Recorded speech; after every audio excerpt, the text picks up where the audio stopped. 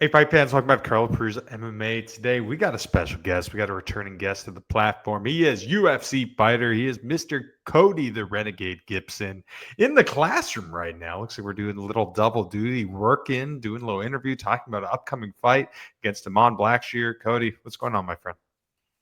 Doing well. Just what's today? Wednesday? Yeah, man.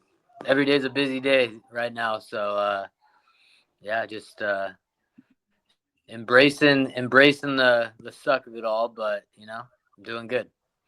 You know, you're coming off of two great wins, man, taking on Brian Kelleher, then just beat Chad Anneliger over in Canada. You're really feeling that momentum from this nice little win streak? Yeah, I feel like I'm starting to get my footing in the organization, and uh, I just had the belief that I can win fights and that I'm better than a lot of these guys. And for me, that's always been one of the things I struggled with the first time around in the UFC was like coming from a small gym, you're kind of always questioning yourself and like, am I good enough? I don't train at big gyms with all these big names. And so this time around, I've just taken a different approach. I think I'm older and I've been around the game and fought enough guys at this point to where I'm like, I have a pretty good idea of where I stand. And I'm realistic with myself too. And the things I need to work on and stay diligent at that. So that helps build confidence too. And you get better at the things you suck at. You know, it's kind of crazy when you think about it. I mean, you've really been three different stints in the UFC. You know, the first time is like 10 years ago, but you debuted in the UFC.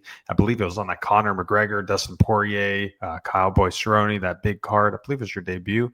Now to where it is now, the sport's totally different. This has grown up. I mean, the UFC now than it was back then is two different things. Do you feel like you've been able to grow with the sport in a way throughout this journey?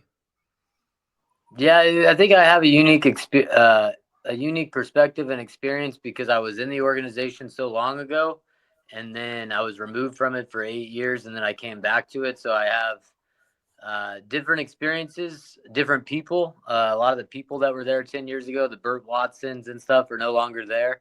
Joe Silva, and so it's interesting. Some things are interesting about it.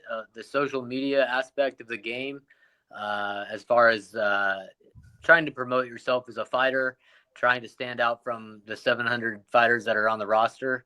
I think is a part of what we do. I don't always do it the best. I'm still, my wife's always saying, you're just like a proud dad on Instagram. Like, and I need to be more like promoting the fight stuff, but I'm just not a big picture taker, but I'm trying to do better. But when, especially when I'm in fight camps, like I just don't like, my focus is on my daily, what I'm doing and trying to, make sure I show up on the day of this fight, and give myself the best chance that I can, so be the best version of myself on that day. So for me, like, I feel like I do less social media when I'm training for fights and the lead up to fights, other than some of these interviews here at the end the last couple of weeks. But yeah, it's a different world today for sure than it was 10 years ago. That's for sure.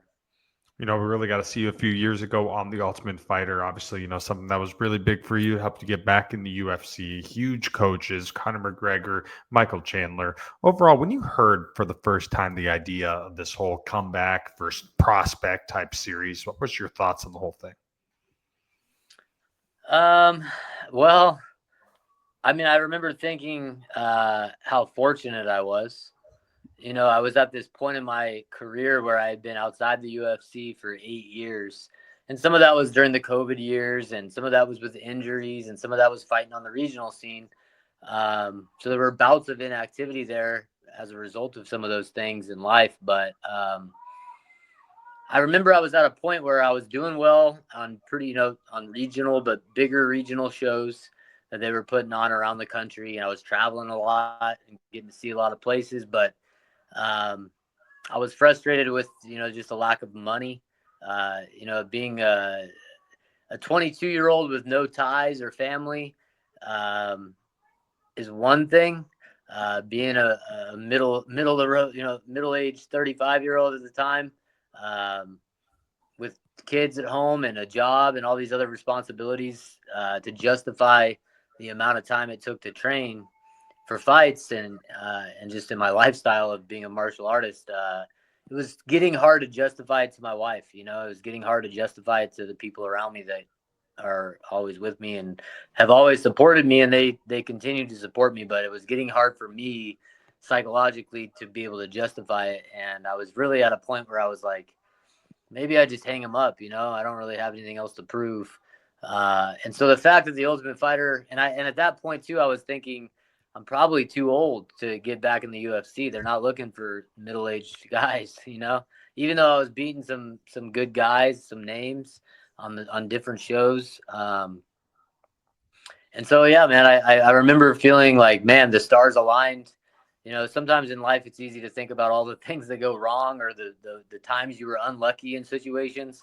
But every now and then the stars align and you're at the right point in your career where I was, and they happen to be doing my weight class and they happen to be doing this team of veterans. And so I knew at that moment, like I've got to seize this opportunity and make the most of it. And so, yeah, I feel like we've been on this kind of last wave of my career ever since. It's been over 2 years now, but we just continued to strive for greatness, This sport's really come a long way.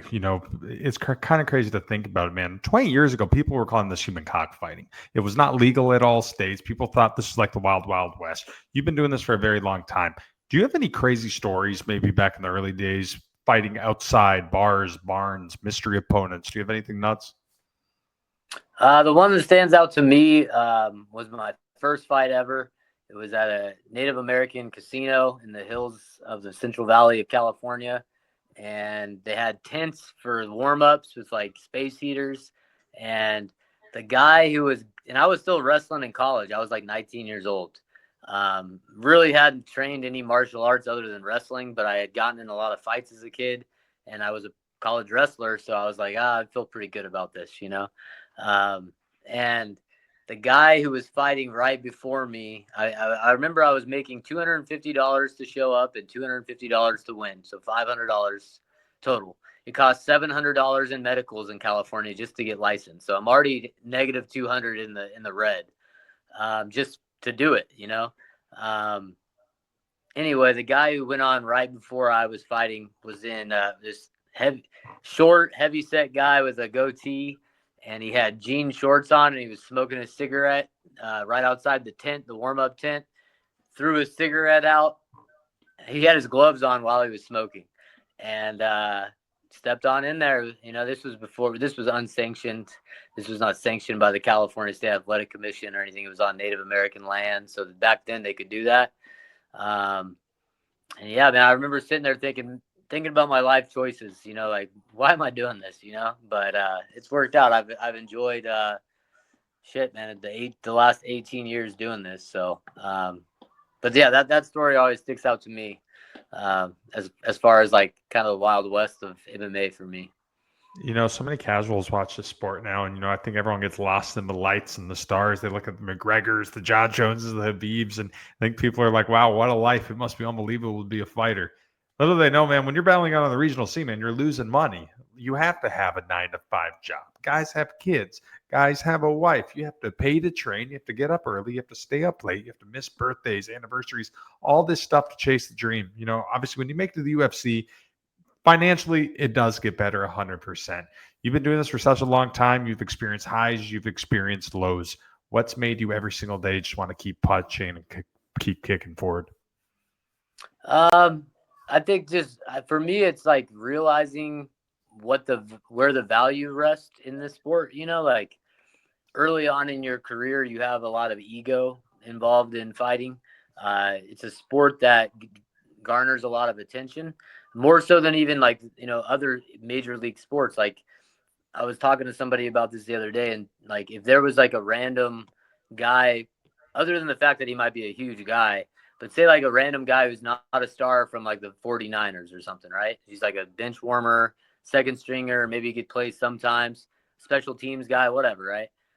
If he's walking down the street, nobody recognizes him, nobody says anything to him. They're not, and they're not even really probably doing a ton of interviews and stuff, and getting a lot of spotlight. And fighting is unique in that you are provided that opportunity to be an individual and express yourself not only in the cage but also outside of it. And so there's a lot of ego involved early on. But once that fades, you kind of have a diminishing return on winning. Like the high of winning, I'm sure it's similar if you're from what I know about it, drug addict, right? Like the first high is the best high, and then you're just always chasing that high, and it's never quite the same. And so it took me a lot of years of chasing that high, to realize that it wasn't the high that I was in love with. You know, it was what this sport did to me in the long run. The lessons it learned, the things I learned about myself, the lessons it taught me, then the person that I am coming out of it 18 years later from where I started. And if there's one thing about this sport that I feel like it does is it's truthful. You know, like you are slapped in the face every day with the reality of when it's time to dig deep and do things that are hard, are you going to do them, and maybe the world doesn't see it. I know on Instagram and TikTok and everything now, you could portray yourself in a lot of ways and a lot of guys do. But at the end of the day, like, did you get up for that early morning run? Did you stay late to do that extra work?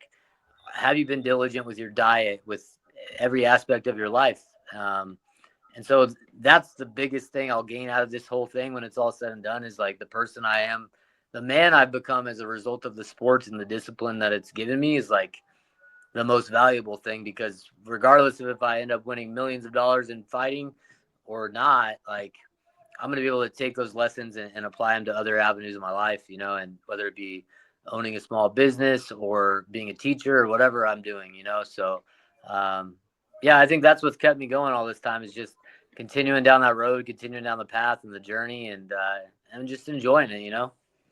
So we're in the classroom right now, getting ready for the students to come back for the afternoon classes.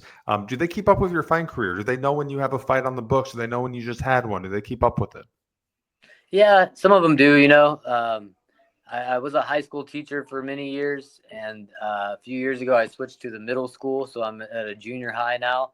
And the junior high kids, where they're at developmentally, is very like self-centered, like the world revolves around them in their world, in their bubble, and that's really where they're supposed to be, like developmentally. So it's kind of nice for me because I don't have to have the spotlight on myself. I'm able to, if it starts, I mean, I'll field questions about it, and stuff like that, but I always try to revert it back to them and how can things I've learned about it, and I just kind of just focus on the kids. And so, yeah, I do get questions, and kids, some of the kids are more interested in keeping up with what's going on in my fight career. But I will say that middle school is a little bit easier than the high school was to kind of deflect some of the attention.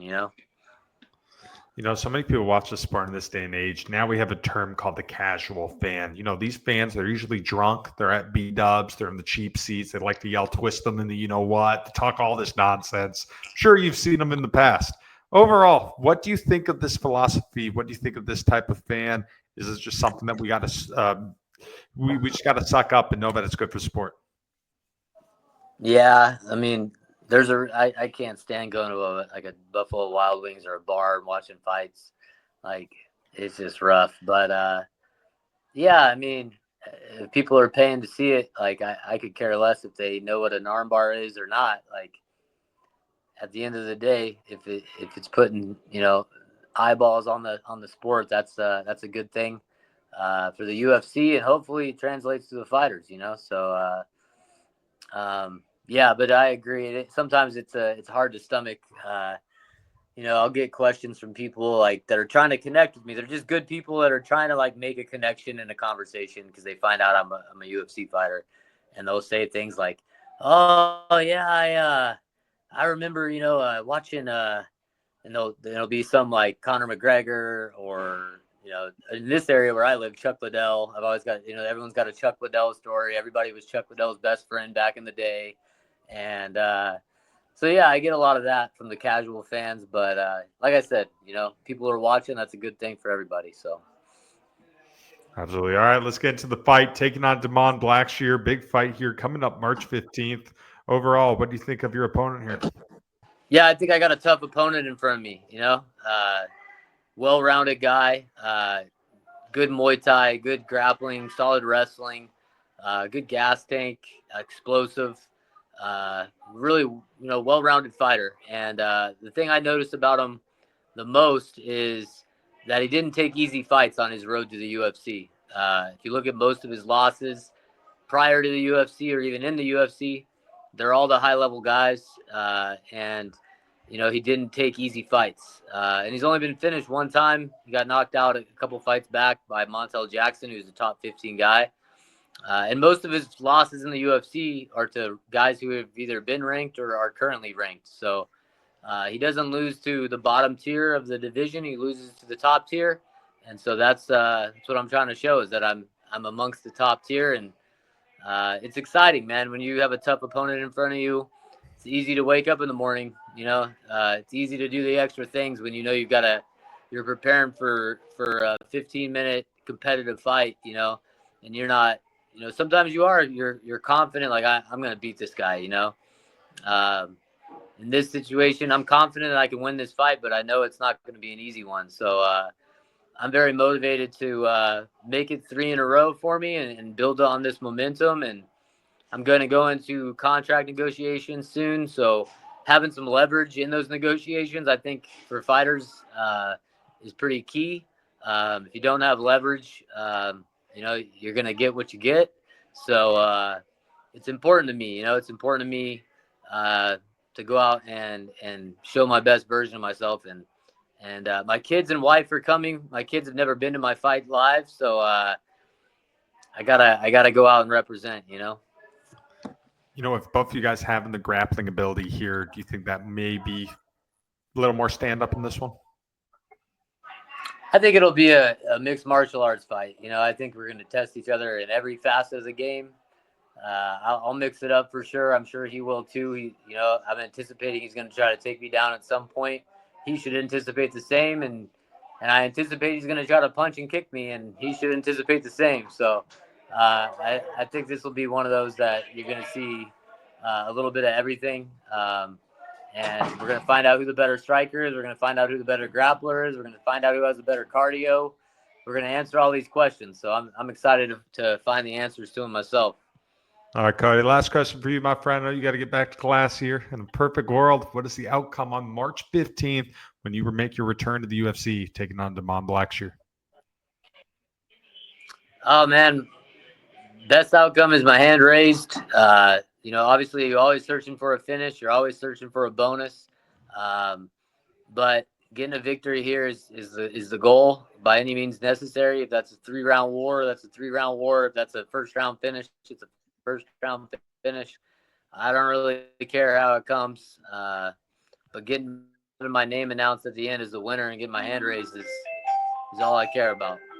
All right, Cody, thank you so much for your time, brother. I'm so excited to watch your fight and looking forward to seeing you get back in there.